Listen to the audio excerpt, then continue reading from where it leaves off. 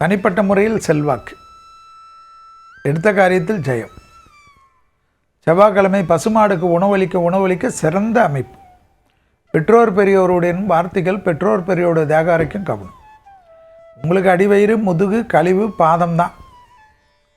ஜென்மசனி இருக்கிறச்சு இந்த நோய் தான் மெயின். இந்த நோயுடைய தாக்கத்தில் தான் ஏதாவது மற்றது டெவலப் ஆகும். 1/2 hour ஒர்க் அவுட் பண்ணணும், பண்ணலைன்னா சரியாக வராது. நல்லா பண்ணணும். தொழில் ரீதியாக மார்கழி வறட்ச பெரிய லெவலுக்கு டெவலப் ஆகிடும். பூர்வீகத்திலலாம் யாரோடைய தகராறு வச்சுக்காது. பிள்ளைகளுடன் கோபதாபம் கூடாது. நல்ல சுபகாரியம், தெய்வ காரியங்கள் எல்லாம் நடக்கக்கூடிய ராசி யார்? மீனம். லாபத்தினோட அளவு பன்மடங்காக உயரும். அனுகூலம் ஏற்படும். எதிர்பார்த்த நல்ல விஷயங்கள் நடக்கும். இழுபறியாக இருந்த பிரச்சனைகள் தீரும். யோக பலத்தை அதிகமாக பெறக்கூடிய ராசி யார்? மீன ராசி.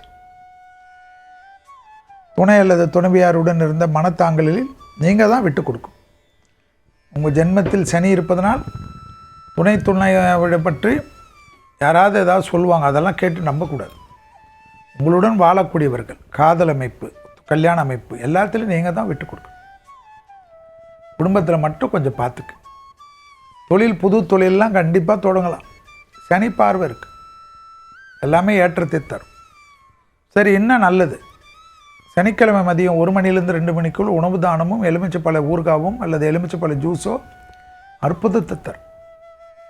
ஸோ மீனராசிக்காரர்களுக்கு தேகாரைக்கும் இப்போன்னு இல்லை, நான் இன்னும் 2 வருஷத்துக்கு தான் சொல்லுவேன்.